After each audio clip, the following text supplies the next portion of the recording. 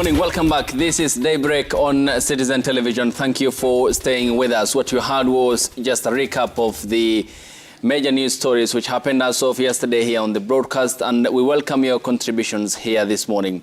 The hashtag on Twitter is Daybreak. The SMS code is 22422. At Citizen TV Kenya, at Ayub Abdikadir, and at Safin_Achieng. In studio, we are joined by Dr. Kenneth Omboge, who is a senior lecturer and the head of the Department of History at the University of Nairobi. Daktari, good morning. Morning. Thank you for your time. Martin Olo is political commentator and also a lecturer at Daystar University, and here to give us his account of what's developing in the country. Good morning. Morning. Thank you for your time. Also, shortly we'll be joined by the former Runyenjes Member of Parliament, Njeru Gathangu, who was among the people who went to the streets seeking the repeal of Section 2A of the Constitution in 1991 to open up Kenya as a multi-party democracy, as we take account of what's set to happen tomorrow on Thursday. Yeah, indeed. We are turning 60, but have we lived up to that as a country? Have we lived up to the dreams and aspirations of our founding fathers? We'll be taking a scorecard of that in this particular broadcast, and even expectations ahead of the Madaraka Day celebrations that take place tomorrow.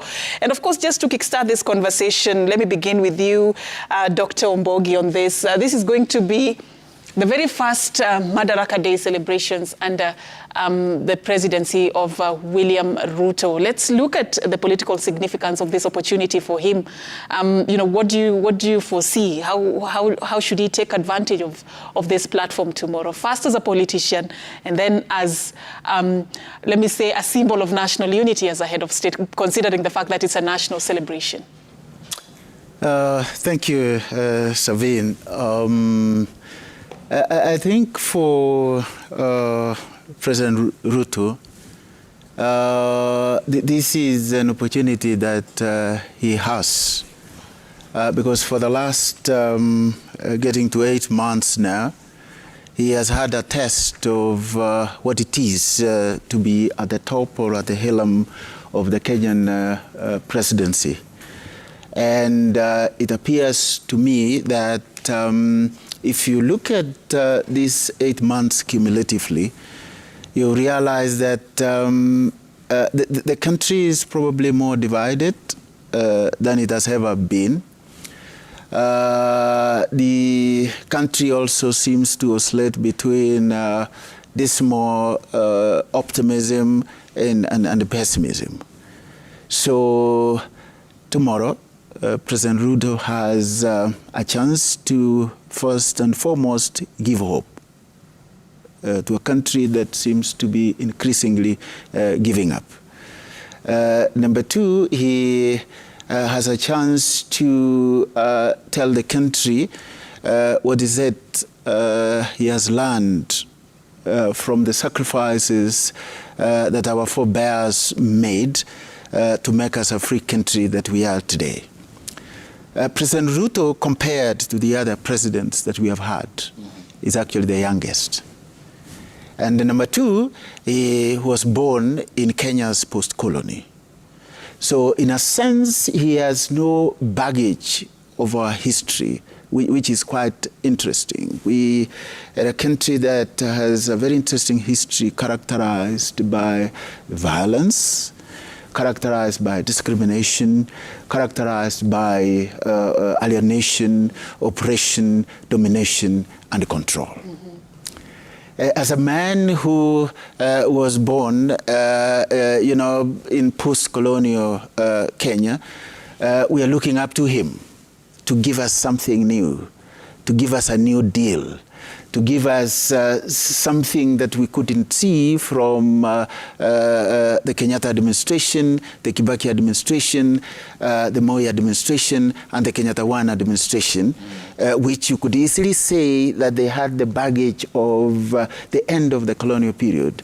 President Kenyatta was born in 1960, just a couple of years before the country gained independence. And he bears his name, actually speaks about the euphoria of the period. So he cannot run away from that.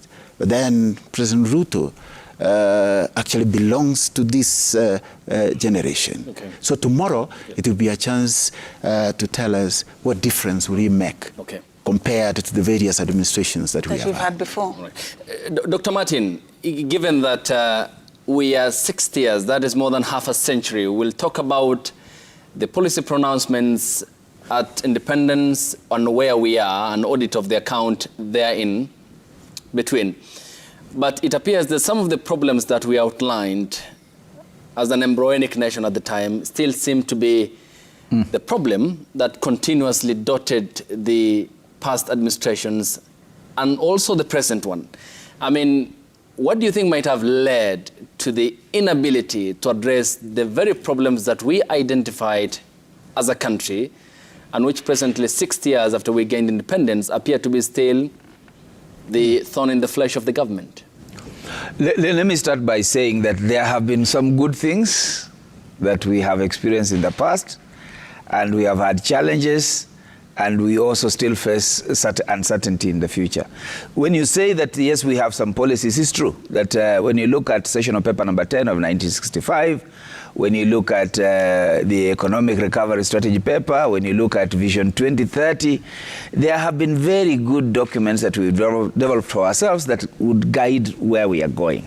And for a long time, you saw that the policies that we set at independence kept on coming back as a way of informing our development plans and so on. And that's a good thing, because a country ought to anchor itself on a certain track, a certain vision, and certain policy direction. So to that extent, we have been okay.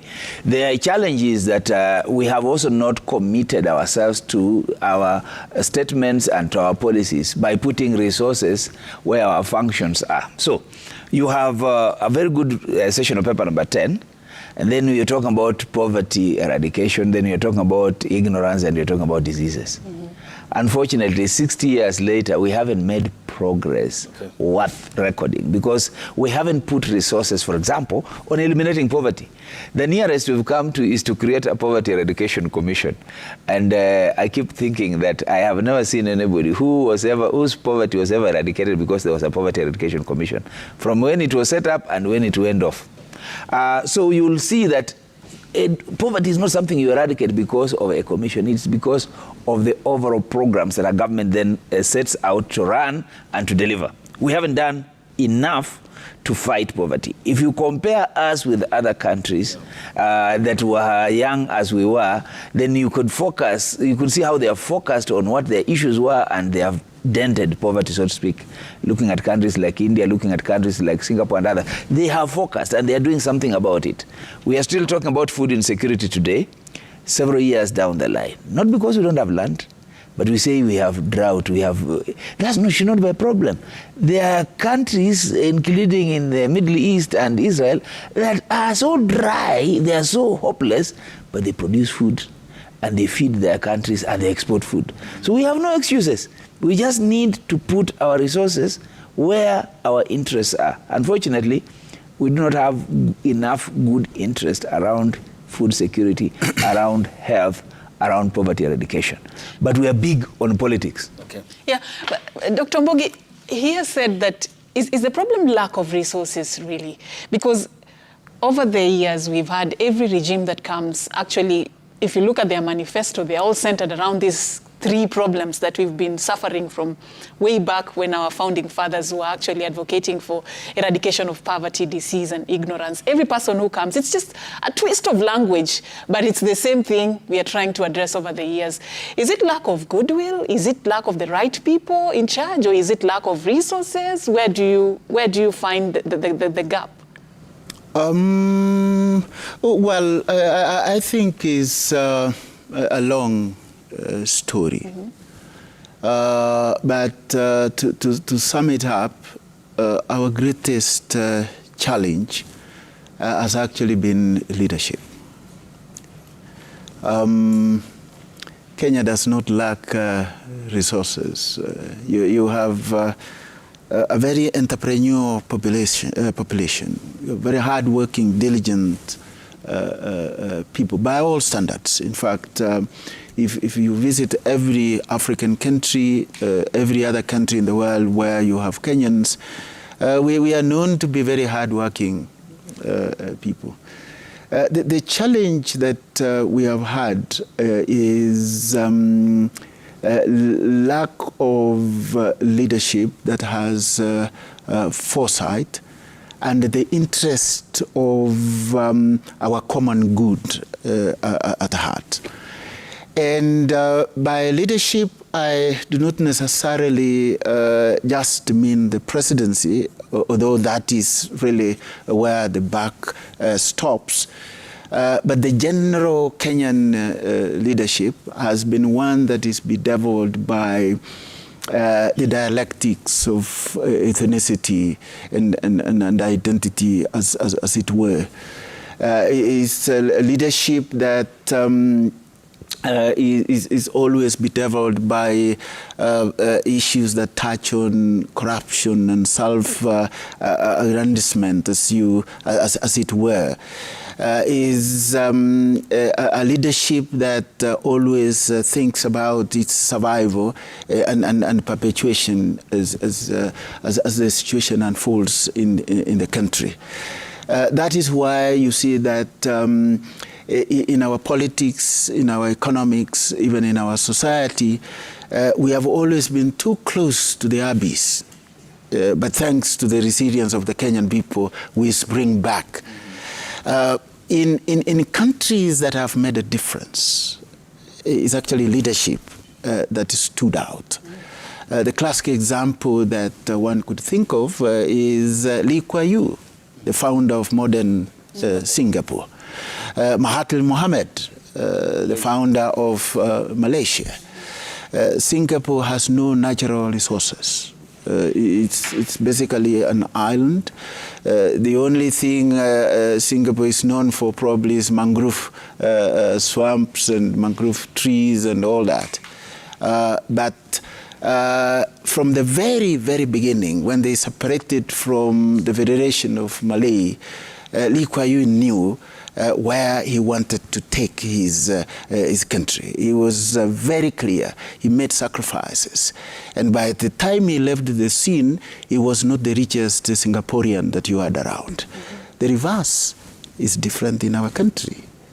That some of our political leaders are actually some of the richest men and women that we have had in a country that is basically, as JM captured it in the 70s, as a country of 10 millionaires in a perilous sea of poverty-stricken peasants. So for me, it just all boils down to poor leadership. Okay, when you mentioned leadership, Daktari, and the story of Lee Kuan Yew and how he lifted Singapore to its current state, given that there clearly is a dichotomy between what they had as a leadership and what we had owing to the same age group as a country and the progress they have made in terms of economic and social progress, then is our political establishment more or less interpreting positions of power and authority as an enterprise rather than a service delivery avenue to uplift the lives of Kenyans to the height of prosperity? Well, you can put it that way, but our problem has firm historical roots. Goes back to the transition that we always label independence, which essentially, and I've argued this elsewhere, even in writing, that it was not independence as we always look at it. But fundamentally, it was a transition of power from one group of elite to another group of elite whose differences were actually skin color. One group was white, another group was black. So do you mean the status quo prevailed? Essentially, yes.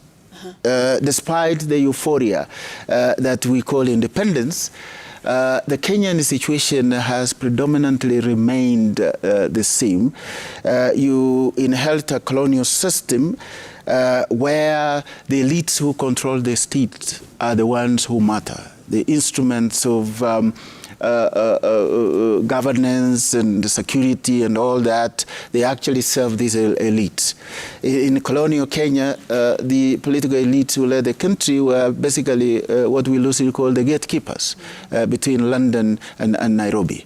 In the transition to independence, the political elites who took power were actually gatekeepers between, quote unquote, the Metro and Nairobi on one hand, and then of course Nairobi and the countryside. And everything revolves around basically serving these elites. Our institutions, talk of the judiciary, talk of the security agencies. And their work is to make sure that the state is safe. Not Kenneth Mbongi serving Abdul Kadri and my brother here is safe. The state is safe. Okay. So actually that is where the problem is.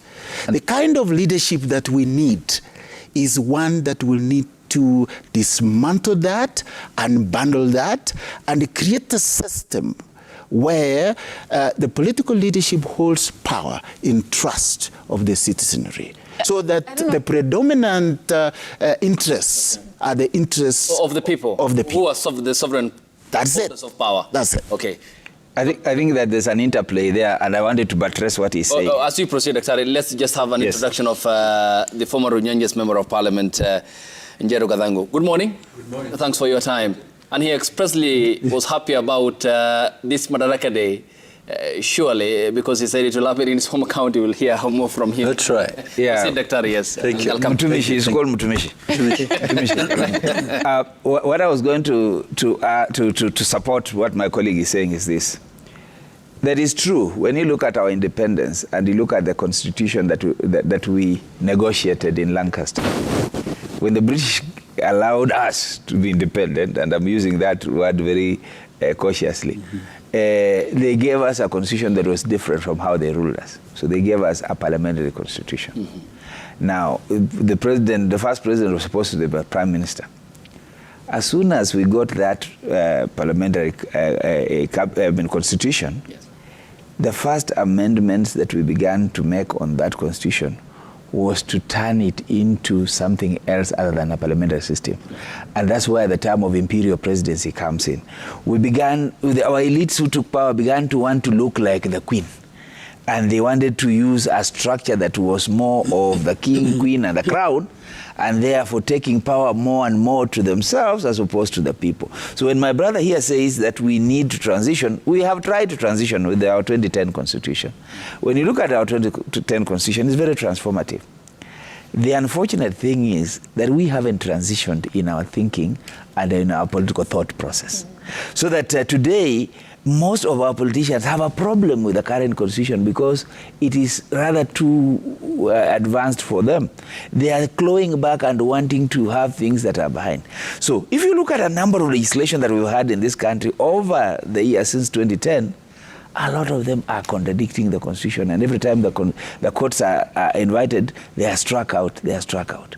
Today, when you look at a finance bill, as it's proposed, a number of items in there contradict the constitution. In other words, we haven't matured our culture into that of constitutionalism, so that whatever we want to do is rule of law.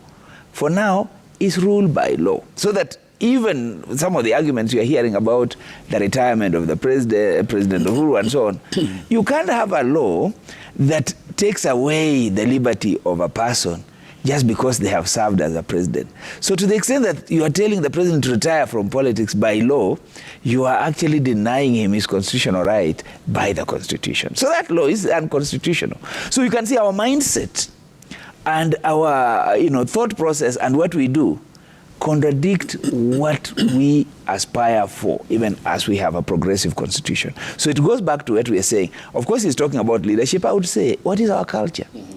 It is us as a people who have not taken power or who have decided to release power to people who are not helping our cause. And so, in the process, the leaders we have reflect the people that we have. So when you are taking a bribe to elect a leader, when you are deciding not to go and vote, you are allowing those who are bribing to have their way. What are you doing? You are acceding to our situation. And lastly, when he's giving hope in terms of what the President Ruto is likely to do tomorrow, absolutely no hope from where I sit. He's either going to be disruptive because he's going to tell you about dynasties and how he wants to turn things upside down. But he's not going to tell us how that is going to give us progress over the next 20 or 30 years. Because at least Vision 2030 told us where we're going. The economic strategy paper gave us where we're going. Sessional paper number 10 gave us where we're going. I'm waiting to see what blueprint or what vision this regime is taking us or is implementing. And remember, I tie this regime back to the Jubilee regime. Because President Ruto hasn't just come from blues, he was there. The only thing that we've seen over the last 10 years is we ignored Vision 2030. We ignored anything that we had ever done, and we just started, flying without any rudder. Thank you, Dr. for that. And just to bring you in, I know you have something to add, but just allow me, Shima, also to weigh in on this. We started, by just painting a picture of where we are as a country and whether we have matured in terms of the different facets of the society, politics being key among them. And I'm concerned with some of the issues that both Dr. have raised, yes. Especially with regards to, we seem to be celebrating independence, but to them, they say there's sort of like there was that deliberate move to go back to how we used to be even before independence. Sort of like independence is a fallacy. It's sort of like we still have the same problems that we used to have even when we are under the colonial rule. What do you think, though, from where you sit? Do you think we are celebrating something that is not there? First of all, I'm happy because I got Daktari talking about the historical perspective of this nation. And as a historian, he will confirm this, that Jomo Kenyatta is the mess in this country. Jomo Kenyatta is the foundation upon which the British continues to rule this nation. And they prepared him specially so that he could come and become president of the Republic in their behalf at Mararar. And they took almost 1 year coaching him about how to govern this nation and how to accommodate them and how maybe the future should be like. Each of the presidents that has ruled this nation has got something to do with Jomo Kenyatta, And so when you are looking at Moi, he was brought in by Kenyatta, and after Murumbi, he was the automatic person who took over. And they went now to start preparing for the next, because Kenyatta was going. And one of the things they tried to do, was to see how Moi would be popular in this country by trying to introduce the Change the Constitution movement in 1976. And that was a Kenyatta and George ploy to see how popular the man was. And when they saw that people were resistant, to what the Gikuyu barons were doing, then they stopped the campaign. And Moi became the automatic person to take over. When Moi took over, then the next thing was this. And there are some things that people don't know that happened. That because when Jomo Kenyatta was preparing to go, the next thing he did was to call Moi. And I'm saying this loudly so that the elders of this country may hear and know that he called Moi, and with Koinange and Jonjos and what have you, Kenyatta took a gourd of milk, like the one that is used in Kalenjin land, where you would have the mulsik, and Kenyatta gives Moi and says, look, I've taken my bit. Ile imebaki ni yako. But ukimaliza kama utamaliza ama ukimaliza tafadhali, bring it back to us.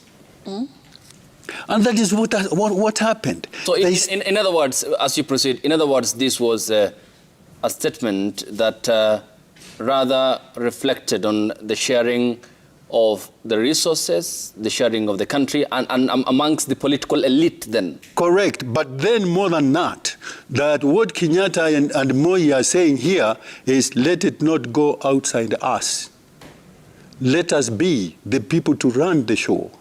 And you can see the struggle that Moi had to bring Uhuru at the center, you know.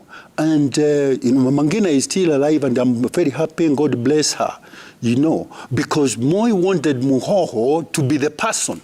And Mama Ngina said, no, that is my jewel, you know. Go and rehabilitate this man.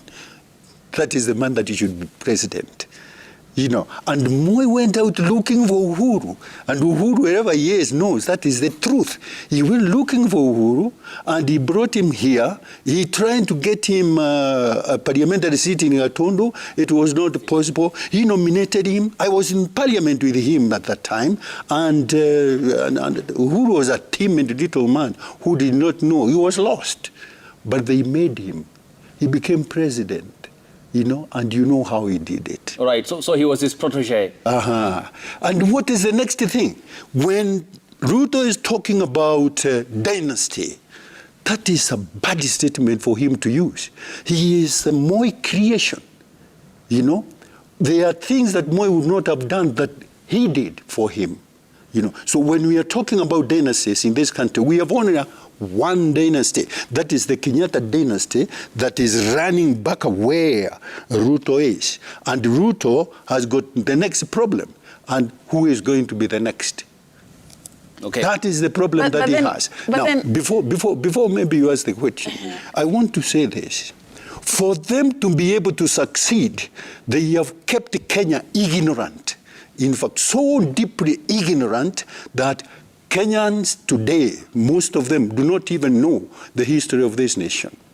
If you go to the education system, and Daktari is here, you will actually see the struggle in class, where the children or the students here almost know nothing about their country.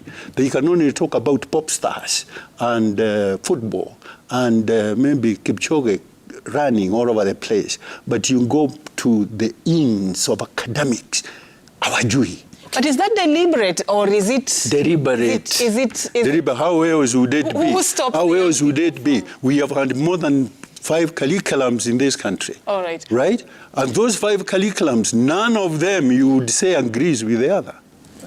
You had something? Briefly, or just hang that thought. Yes. When we get back from the break, we proceed. And because we want to engage the viewers as well who are watching this broadcast, the hashtag on Twitter is Daybreak. The SMS code is 22422 at Citizen TV Kenya and at Ayub Abdikadir. We are talking about a day before the actual day in the county of Embu, where President William Ruto will be presiding over Madaraka Day celebrations. And it will be happening in the county of Embu, where the head of state will be marking the first in his tenure as the President of the Republic. We welcome your contributions later. We'll sample them here on the broadcast. Stay tuned. We are back after the break.